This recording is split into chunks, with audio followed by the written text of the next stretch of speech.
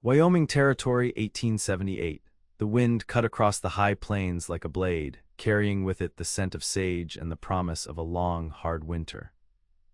Lucas Sawyer sat astride his buckskin mare, surveying the herd of cattle that stretched before him like a living river of brown and white. At 25, he had already lived more years than some men twice his age, or so it felt. His sun-bronzed face, clean-shaven except for a shadow of stubble along his strong jaw, remained impassive as he counted the stragglers. The black hat pulled low over his eyes cast his features in shadow, but his mouth was set in a firm line that spoke of determination and something else. Something harder. Lucas believed in three things: the reliability of his horse, the value of hard work, and the absolute certainty that the frontier was no place for softness. Love was a luxury for men who lived behind picket fences in towns with proper names.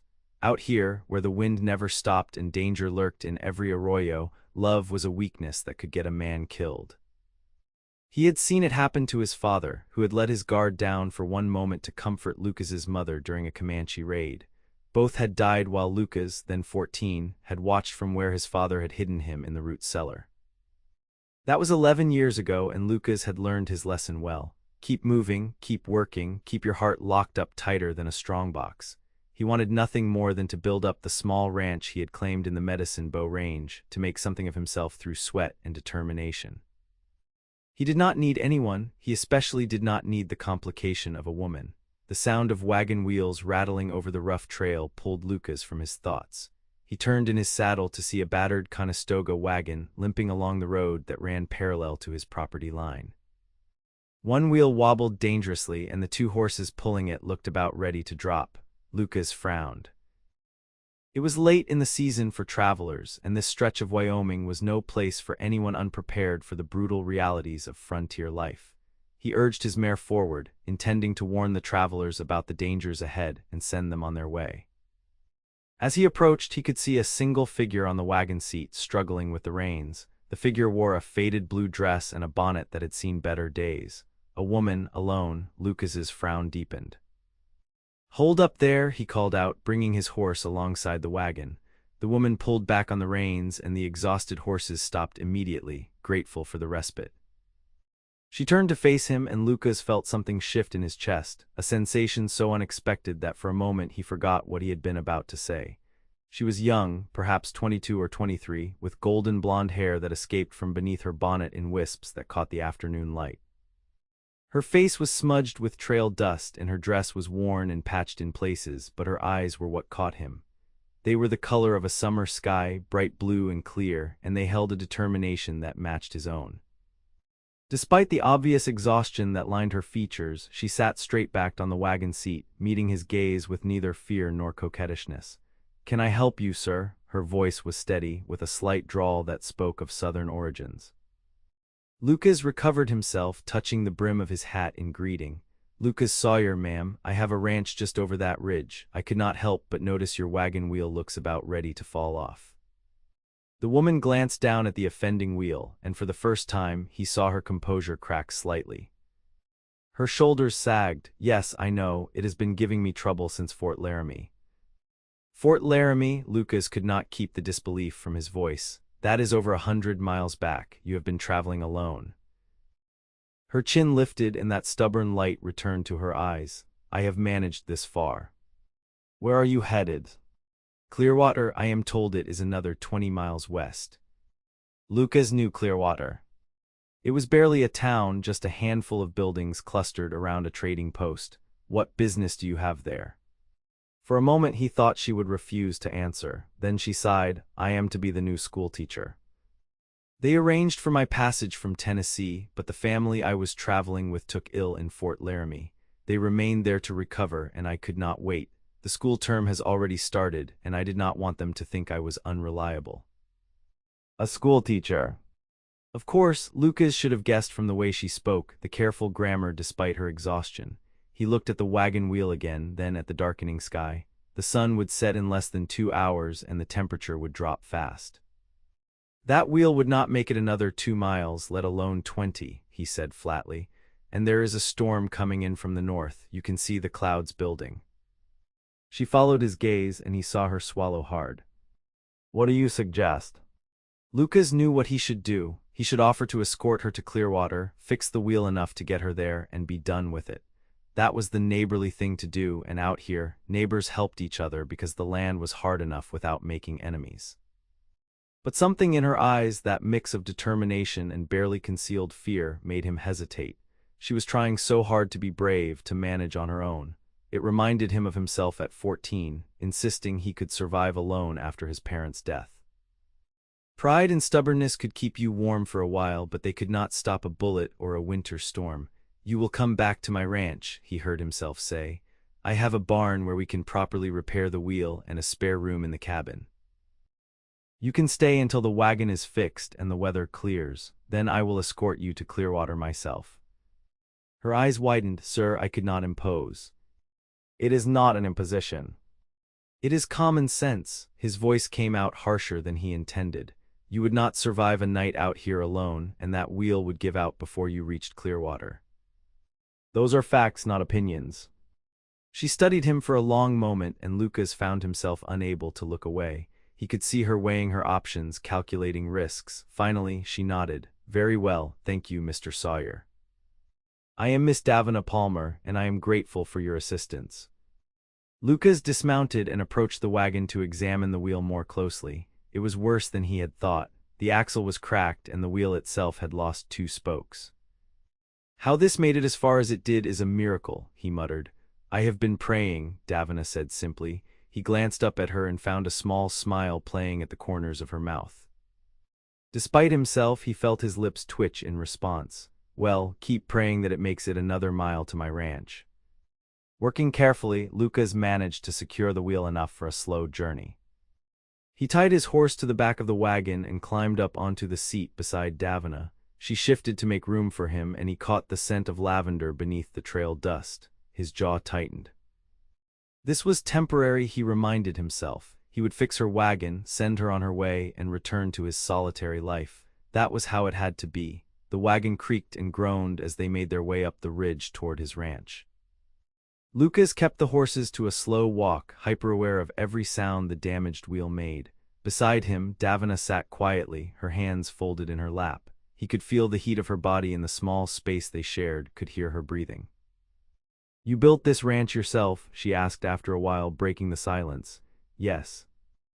Claimed the land 3 years ago, built the cabin that first winter. It must have been difficult, alone.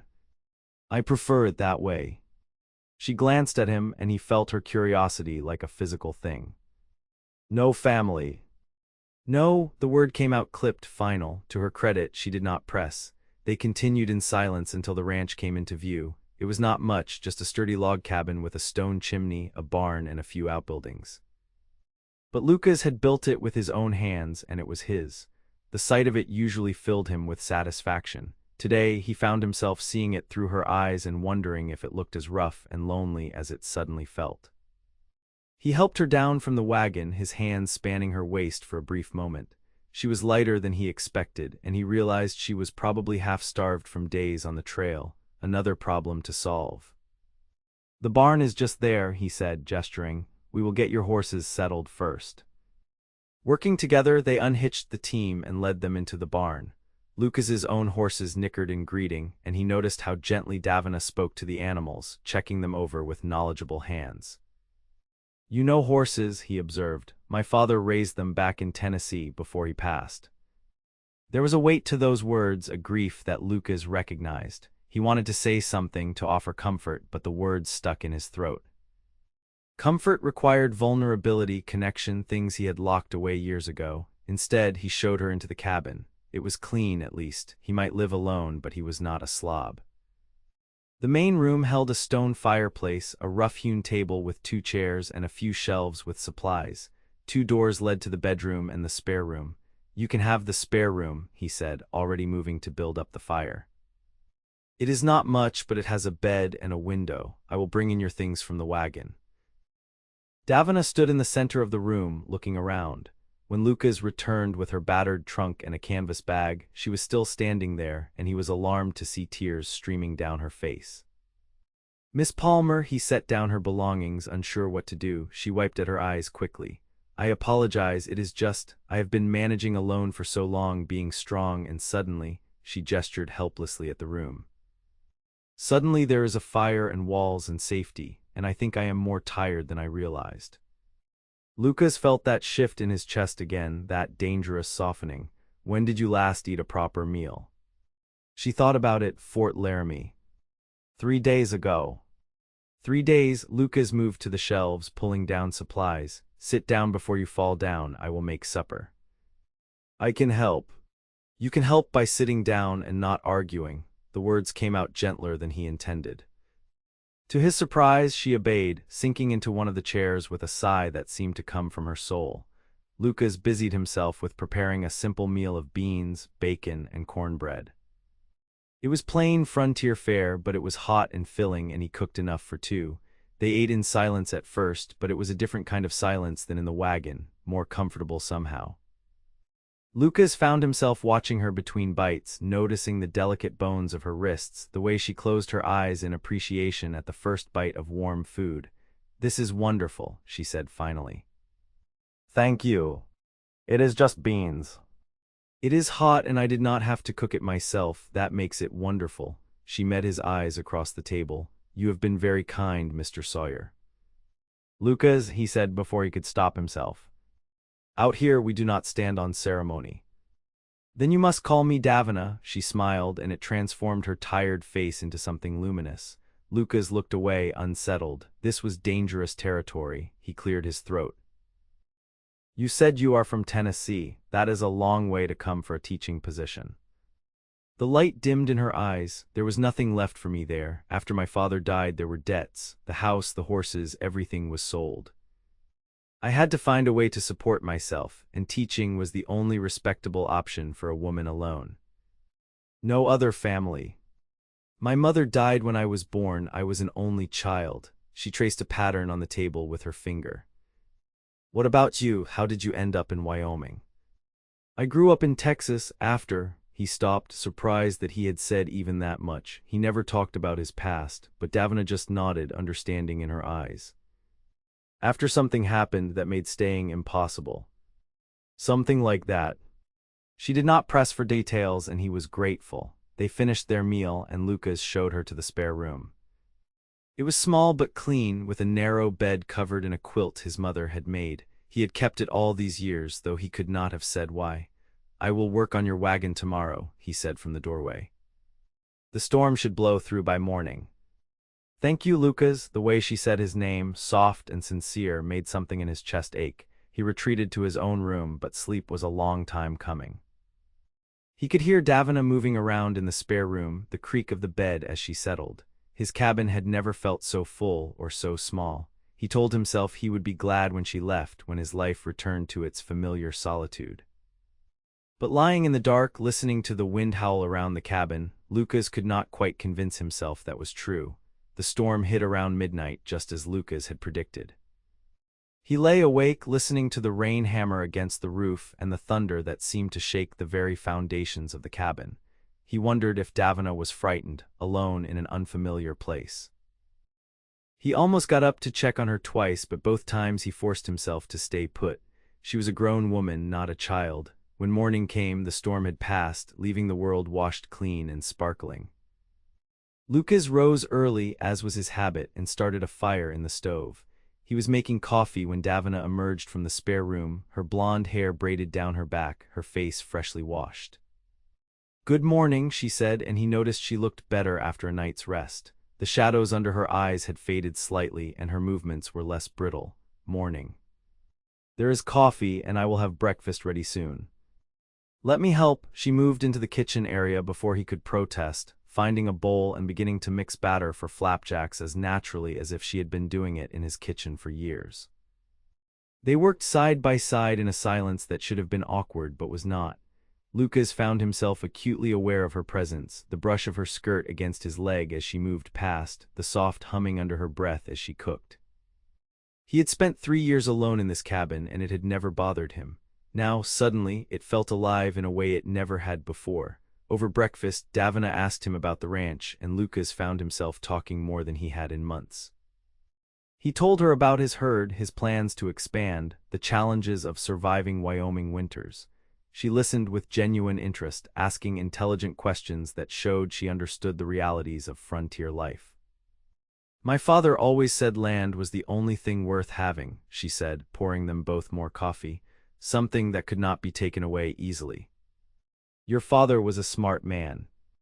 Though out here, land can be taken away pretty easily if you are not careful." Lucas thought of the cattle rustlers he had dealt with last year, the border disputes with neighboring ranchers. You have to be willing to fight for what is yours. "I suppose that is true everywhere in different ways." Davina's expression grew distant. "I fought to keep my father's farm, but sometimes fighting is not enough." Before Lucas could respond, a sound from outside made him stiffen. Hoofbeats, multiple horses coming fast. His hand dropped instinctively to the gun belt he had hung by the door.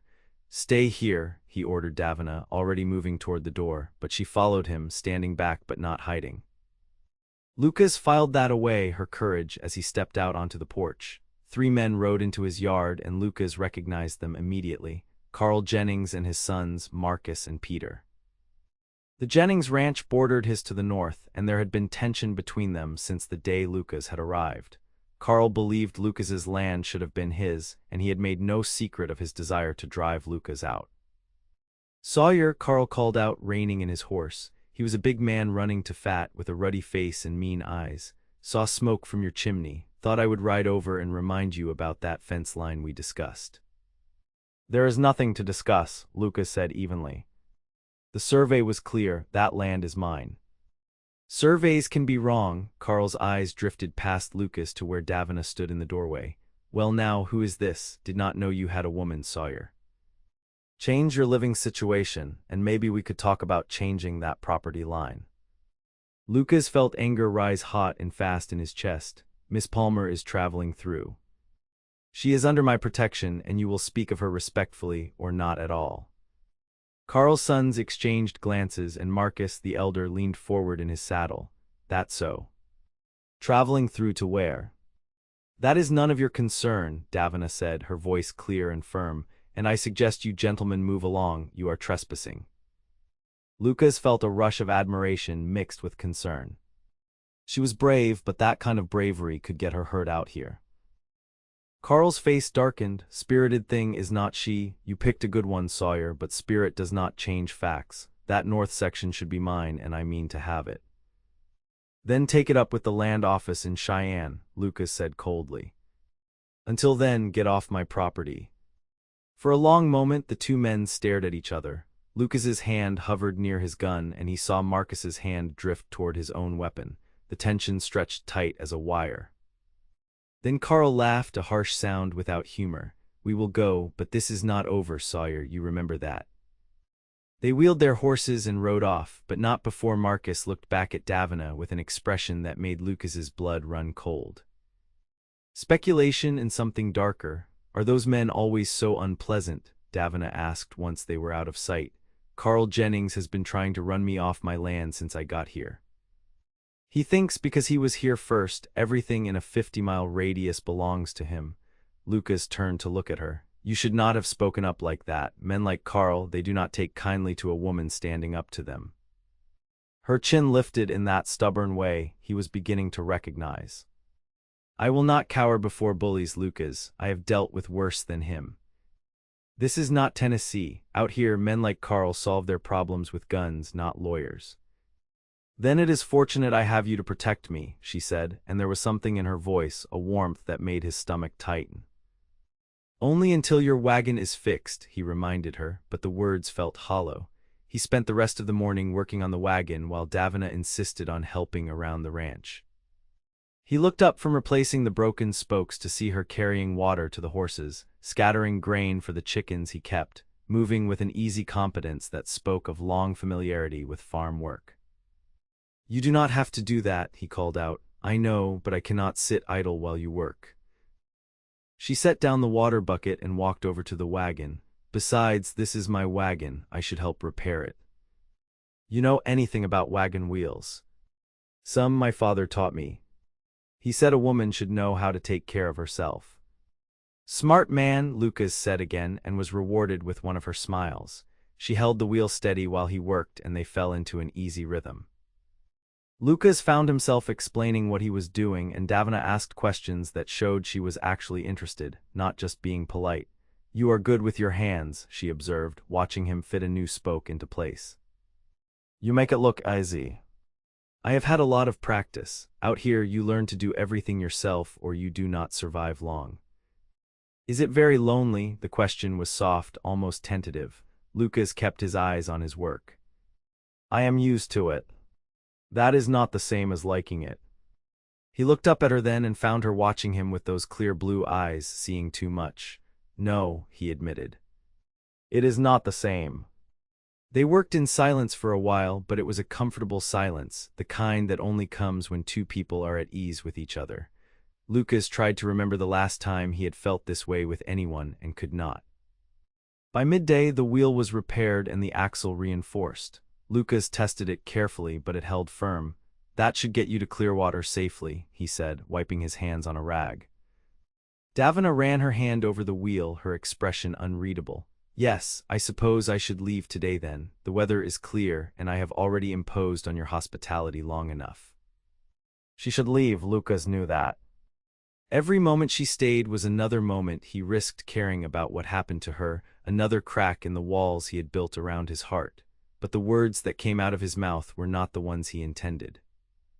"The horses need another day to rest properly. You pushed them hard getting here. It would be better to wait until tomorrow." It was a flimsy excuse, and they both knew it, but Davina nodded slowly. "If you are sure it is not an imposition." "I am sure." That afternoon, Lucas took Davina out to show her the ranch properly. They rode together, Davina on one of his gentler horses, a mare named Bella.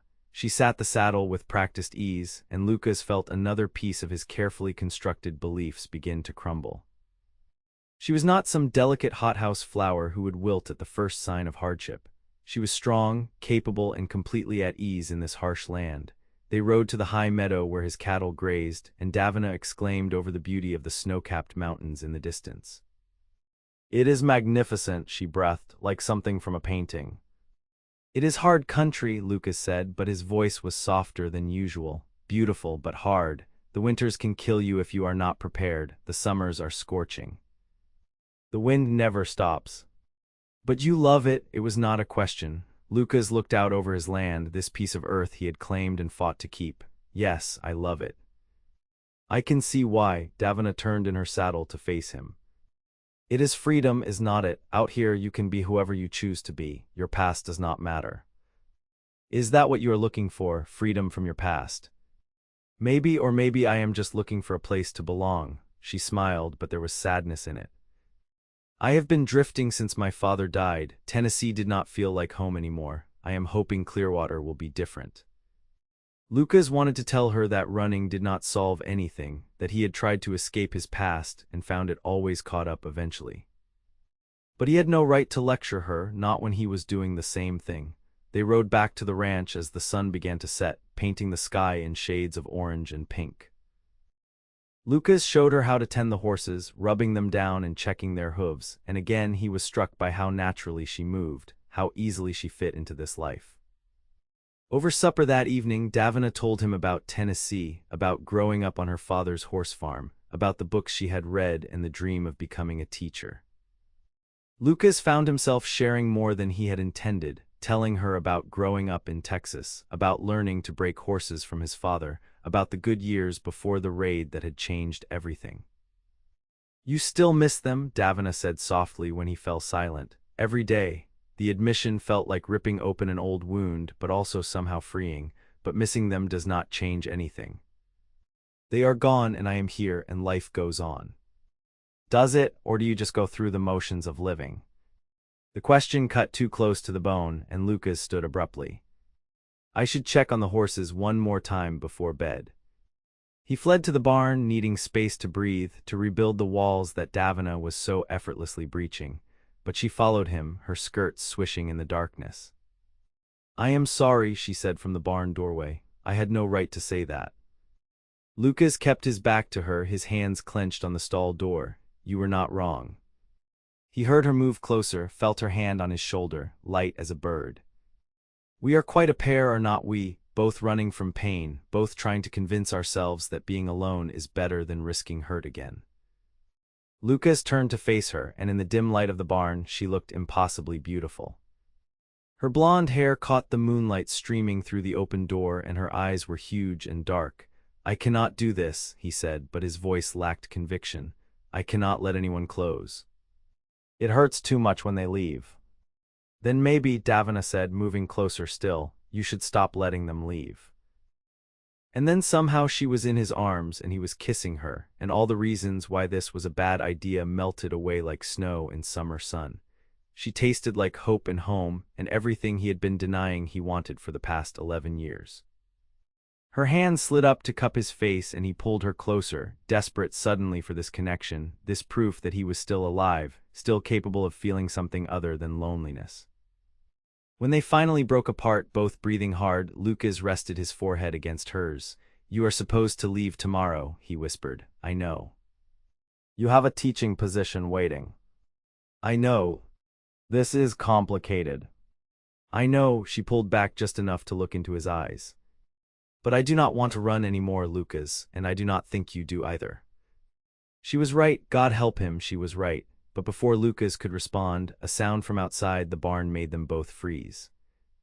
Hoofbeats again, but just one horse this time, moving fast. Lucas grabbed Davina's hand and pulled her behind him as he moved to the barn door. A rider was galloping up to the cabin, and even in the darkness, Lucas recognized the horse. It belonged to James Parker, who ran the trading post in Clearwater. "Sawyer," James called out, dismounting in a rush, "you hear?" In the barn, Lucas called back, reluctantly releasing Davina's hand. They walked out together, and James's eyes widened when he saw Davina. "Miss Palmer, I was just about to ride out looking for you. When you did not arrive in Clearwater 3 days ago, folks started to worry." "My wagon broke down," Davina explained. "Mr. Sawyer has been kind enough to offer shelter while he repaired it."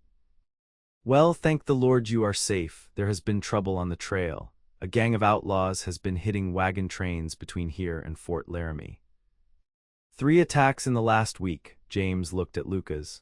"The marshal in Cheyenne sent word they are looking for someone apparently. A woman traveling alone." Lucas felt his blood run cold. What woman? "That is the thing, nobody knows for sure, but the outlaws keep asking about a woman traveling from Tennessee." James turned to Davina. "That would not be you, would it, miss?" The color had drained from Davina's face. She swayed slightly, and Lucas grabbed her elbow to steady her. "Davina," he said urgently. "What is this about?" She looked up at him, and there was fear in her eyes now, real fear. "I need to tell you something, something I should have told you from the beginning." James cleared his throat. "I will wait in the cabin, give you 2 a moment." Once they were alone, Davina took a shaky breath. "My name is Davina Palmer, that part is true, and I am a teacher, but I am also something else." She reached into the pocket of her dress and pulled out a folded piece of paper, worn soft from handling. "I am a witness." Lucas took the paper and unfolded it. In the moonlight, he could make out official-looking writing and a seal from a federal marshal's office in Tennessee. It was a statement, signed by Davina, testifying to witnessing a murder committed by a man named Robert Carver. "Carver was my father's business partner," Davina explained, her voice shaking. "I did not know it at the time, but he had been stealing from my father for years. When my father finally discovered the truth, Carver killed him. He made it look like an accident, a fall from a horse, but I was there. I saw everything." Lucas looked up from the paper, his mind reeling. "You testified against him." "Yes, the marshal convinced me it was the right thing to do." "Carver was arrested, put on trial, but he had friends, powerful friends. The day before he was to be sentenced, he escaped from jail." Her hands twisted in her skirt. "The marshal told me to run, to go somewhere Carver could never find me. He arranged the teaching position in Clearwater, helped me get passage west. I thought I had gotten away." "But Carver found out where you were going." Lucas felt fury and fear warring in his chest. "That is why he is attacking wagon trains. He is looking for you." "I never meant to bring danger to your door, Lucas." "I swear I did not know he would follow me this far." Tears spilled down her cheeks. "I will leave right now. I will not put you at risk." The hell you will, Lucas grabbed her shoulders. You think I would let you ride out there alone with a killer looking for you? What kind of man do you take me for? A smart one, this is not your fight. Yes, it is, the words came out fierce, certain. You are under my protection, Davina, that makes it my fight. She stared at him and he saw something shift in her expression. Hope, fragile but real. You are not angry that I deceived you. I am angry that you felt you had to. And I am angry that some murdering bastard is hunting you, but I am not angry at you. He pulled her against his chest, holding her tight. We will figure this out together. They returned to the cabin where James waited. Lucas quickly explained the situation and the older man's face grew grave. This is worse than I thought. Carver is not just some common outlaw. According to the marshal's wire, he has connections to a gang that operates between here and Texas. He has money and men. How many men? Lucas asked. Reports say 6 or 7 riding with him, maybe more. Lucas did the math. Even if he sent for help, it would take days for anyone to arrive from Cheyenne. They were on their own. What if I just turn myself in? Davina said suddenly. If I go to Carver, tell him I will not testify anymore. No, Lucas and James spoke simultaneously. He would kill you anyway, James said bluntly. You are a loose end, Miss Palmer. Men like Carver do not leave loose ends. Lucas paced the cabin, his mind working through possibilities. We need to get word to the marshal in Cheyenne, tell him what is happening, but that will take time. In the meantime, we need to fortify this place. You are planning to make a stand here? James looked around the cabin doubtfully. It is defensible, stone walls, good sight lines, water from the well. And I know this land better than Carver does. Lucas turned to Davina. But I need you to trust me, can you do that? She met his eyes and in hers he saw the same determination he felt. Yes. I trust you. James agreed to ride to Cheyenne at first light, taking the back trails where he was less likely to be spotted. That left Lucas and Davina alone to prepare. They worked through the night, boarding up windows, loading weapons, storing water and supplies inside the cabin. Lucas showed Davina how to load and fire his spare rifle, and she proved to be a decent shot. My father believed a woman should know how to shoot, she explained, sighting down the barrel. Your father was a very smart man, Lucas said for the 3rd time and was rewarded with a tired smile. As dawn approached, they finally paused to rest. Lucas made coffee and they sat together at the table, exhaustion pulling at both of them. I am sorry, Davina said quietly. You were right. The frontier is no place for love, only survival. I should not have kissed you. I should not have let myself hope. Stop, Lucas reached across the table and took her hand. I was wrong about a lot of things. These last 2 days with you, I have felt more alive than I have in 11 years. That scares the hell out of me, but it is also the best thing that has happened to me since, he swallowed hard. Since I lost my parents. Lucas. Let me finish. I have been telling myself that being alone was safer, that loving someone just gave you something to lose. But watching you stand up to Carl Jennings, seeing you work beside me, talking to you, being with you. I realized something. I am not living, Davina, I am just existing, and that is not the same thing at all. She gripped his hand tighter. What are you saying? I am saying that when this is over, when Carver is dealt with and you are safe, I want you to stay, not as a guest passing through, but as someone with a reason to stay, with me. You barely know me. I know enough. I know you are brave and strong and capable. I know you make me want to be more than just a man surviving alone on a ranch. I know that he stopped, the words catching in his throat. You what? She whispered. I am falling in love with you. There, he had said it, the truth he had been denying since the moment she turned to face him on that wagon seat. I know it is fast and I know the timing is terrible, but it is true. And I will fight to protect you, not just because it is the right thing to do, but because I cannot imagine my life without you in it now. Tears streamed down Davina's face, but she was smiling. You foolish, wonderful man. I have been falling in love with you since you ordered me to sit down and not argue while you made supper. No one has taken care of me like that since my father died. No one has made me feel safe. Lucas stood and pulled her up into his arms, kissing her with all the pent-up emotion of the last 2 days.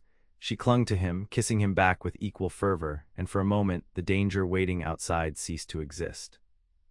There was only this, the two of them finally admitting what they both felt, but reality could not be held at bay forever. As the sun rose, Lucas spotted riders on the horizon, 6 men moving slowly, searching.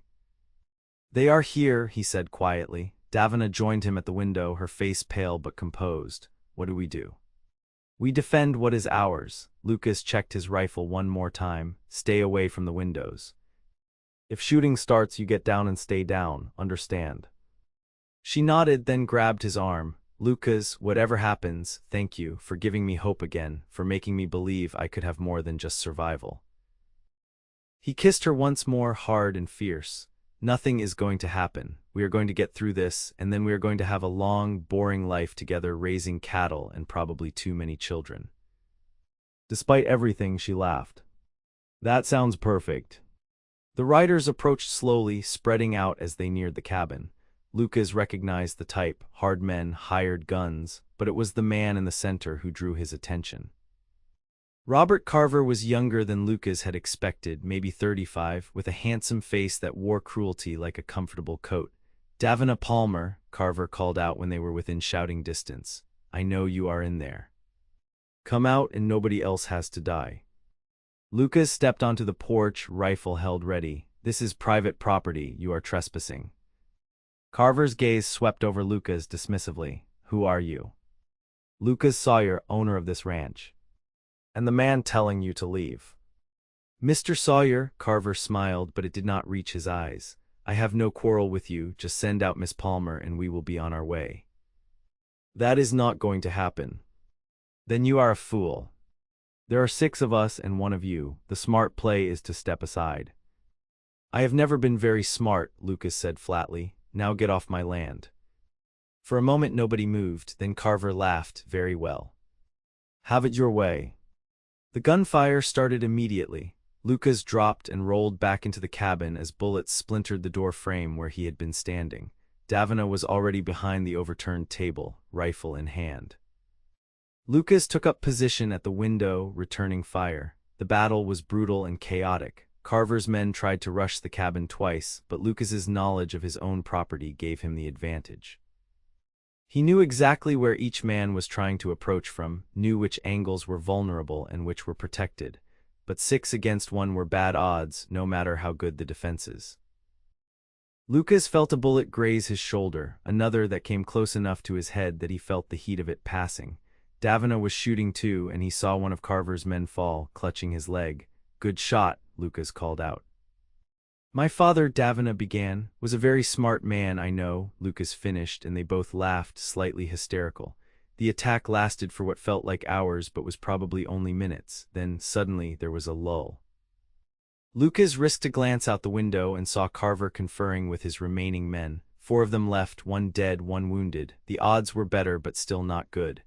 "They are planning something," Lucas muttered. He was right.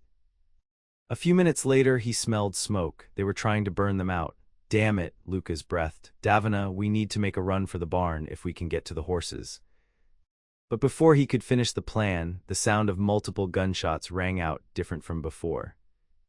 Lucas peered out the window and saw something that made his heart leap. Riders were coming, at least a dozen of them, and they were firing at Carver's men. "It is James," Davina cried out, spotting the familiar figure. "But how?" Lucas saw others he recognized too. Carl Jennings and his sons, the brothers who ran the ranch to the east, even old Samuel Chen from the trading post. It seemed James had not ridden to Cheyenne after all.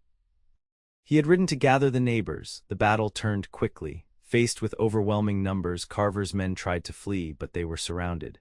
Lucas saw Carver himself make a break for the tree line, and without thinking, he was out the door and running after him. "Lucas, no!" Davina screamed, but he did not stop. Carver heard him coming and spun, gun drawn. They fired simultaneously. Lucas felt a bullet slam into his side, white-hot pain that drove him to his knees. But his own shot had found its mark. Carver staggered backward, a bloom of red spreading across his chest. He fell and did not get up. Lucas tried to stand, but the world tilted sideways. He was dimly aware of Davina running toward him, of hands supporting him, of voices calling for help. Then darkness swallowed him whole. He woke to find himself in his own bed, sunlight streaming through the window. His side was bandaged and pain throbbed with each breath, but he was alive. Davina's face appeared above him, beautiful and worried. "Thank God, you have been unconscious for 2 days. The doctor said the bullet missed anything vital, but you lost a lot of blood." Lucas tried to speak, but his throat was dry. Davina held a cup of water to his lips, supporting his head while he drank. "Carver," he managed to rasp, "dead. His men are in custody. James rode to Cheyenne as soon as the fight was over and the marshal arrived yesterday." "It is over, Lucas, truly over." Lucas closed his eyes in relief. The cabin. "Some smoke damage, nothing that cannot be repaired. Your neighbors helped put out the fire." She stroked his hair back from his forehead. "Carl Jennings was particularly insistent that we save your place. He said any man willing to fight the way you did deserved respect. I think he might actually be ready to stop fighting over that border fence." "Miracles do happen," Lucas muttered, and was rewarded with Davina's laugh. "You scared me," she said, her voice breaking. "When I saw you fall, I thought I had lost you before we even had a chance." Lucas managed to catch her hand, threading his fingers through hers. "Going to take more than one bullet to get rid of me. I made you a promise, remember, a long, boring life together." "I am holding you to that." She leaned down and kissed him gently. "The teaching position in Clearwater is still available, by the way, but I was thinking, would it be possible to have a school here, on your ranch? There are enough families in the area that it would be useful, and I could." She trailed off, suddenly uncertain. "You could live here," Lucas finished, "with me as my wife." Her eyes widened. Lucas Sawyer, was that a proposal? "A terrible one, seeing as I am flat on my back and cannot even kneel properly. But yes," he squeezed her hand. "Marry me, Davina, stay here and build a life with me. Teach our neighbors' children and probably our own someday. Argue with me when I am being stubborn, make me laugh when I am taking things too seriously, and remind me every day that being alone is not the same as being safe. That loving someone is worth the risk." Davina was crying now but smiling through her tears. "Yes, yes, you foolish, brave, wonderful man, I will marry you." The recovery was slow, but Lucas did not mind. For the first time in 11 years, he was not alone. Davina rarely left his side, reading to him, talking with him, planning their future together. The neighbors came by to check on him, bringing food and offering help with the ranch work. Even Carl Jennings stopped by, awkward but sincere in his concern. "You are a good man, Sawyer," Carl said gruffly. "I was wrong to give you such a hard time, and that woman of yours, she has got spine. You are lucky to have her." "I know," Lucas said simply. 6 weeks later, Lucas stood in his own cabin, wearing his best shirt and a string tie that felt like it was strangling him. His side was still tender, but he could move without pain now, and that was all that mattered. "You ready?" James asked, grinning. He had agreed to perform the ceremony, having been ordained back east before he came west. "I have been ready since the moment I saw her sitting on that wagon," Lucas replied. The cabin was full of neighbors, people who had come together to celebrate. Someone had hung wildflowers from the rafters, and there were even proper chairs arranged in rows. It was simple, but it was perfect. Then Davina appeared in the doorway, and Lucas forgot how to breathe. She wore a dress of pale blue that matched her eyes, and her blonde hair was loose around her shoulders, the way he loved it. She was beautiful, but more than that, she was his future, his home, his heart. She walked toward him, smiling, and Lucas found himself smiling back, wider than he could ever remember smiling before. "Dearly beloved," James began, but Lucas barely heard the words. He was too busy looking at Davina, seeing his own joy reflected in her eyes. They spoke their vows, simple promises to love and cherish, to stand together through whatever the frontier threw at them. And when James pronounced them married, Lucas kissed his wife with all the love he had been holding back for 11 long years. The celebration lasted well into the night. Carl Jennings even offered a toast, declaring that maybe love could survive on the frontier after all. Lucas held Davina close as they danced to someone's fiddle, feeling lighter than he had in years. "Happy?" he asked, spinning her gently. "Happier than I ever thought possible," she replied. "Who would have thought that a broken wagon wheel would lead to this? I think maybe it was not just the wagon wheel, maybe it was fate or luck." Or just two stubborn people who needed each other more than they knew. Or maybe, Davina said, rising on her toes to kiss him, it was love that bloomed between a cowboy and the girl he never knew he needed. Lucas laughed and pulled her closer. That sounds about right. The years that followed were not easy. The frontier was still hard, the winters brutal, the summers scorching. There were droughts and hard times, cattle lost to rustlers and disease, moments when survival seemed uncertain. But there was also joy. Davina opened her school, teaching from the spare room that had once been just a place for a weary traveler to sleep. Children came from miles around, and the cabin rang with their voices and laughter. Lucas expanded the ranch, building on a proper schoolroom and then more bedrooms as their own family grew. 3 children came in quick succession. A boy they named William after Lucas's father, a girl named Alina for Davina's mother, and another boy they called James after the man who had saved their lives by rallying the neighbors. The cabin that had once been so silent and lonely became loud and chaotic and full of love. On warm evenings, Lucas and Davina would sit on the porch, watching the sun set over the mountains, their children playing in the yard. Sometimes they talked about that first meeting, the broken wagon wheel that had brought them together. Sometimes they just sat in comfortable silence, hands clasped, content in the life they had built. "Do you ever regret it?" Lucas asked one evening, watching William teach his younger siblings to rope a fence post. "Giving up your plans, staying here?" Davina turned to look at him, her blue eyes still as clear and bright as the day they met. "Not for a single moment. This is exactly where I was meant to be." Even with a stubborn cowboy who thought he did not need anyone. Especially with him, she leaned against his shoulder. "You know what I think. I think we saved each other, Lucas. You gave me a home when I had nowhere to go, and I gave you a reason to stop just surviving and start living. That is not fate or luck. That is love." Lucas wrapped his arm around her, holding her close as the Wyoming wind whispered through the sage and the mountains turned purple in the fading light. His ranch, his family, his love.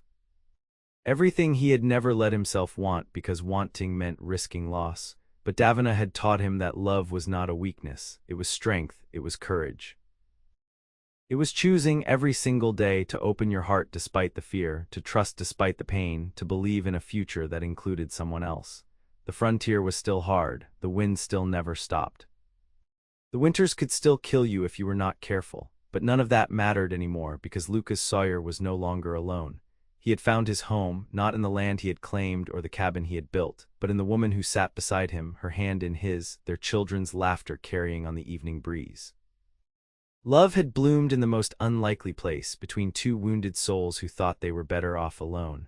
And in blooming, it had transformed them both, proving that even in the harsh and unforgiving West, love could not only survive but thrive. As the stars began to appear in the darkening sky, Lucas kissed the top of Davina's head and whispered, "Thank you for the broken wagon wheel." She laughed, the sound warm and rich with contentment. "Thank you for being stubborn enough to make me stay." And there, under the vast Wyoming sky, with their children playing and their future stretching bright before them, Lucas Sawyer finally understood what it meant to be truly, completely home. The girl he never knew he needed had become the woman he could not imagine living without, and that made all the difference in the world.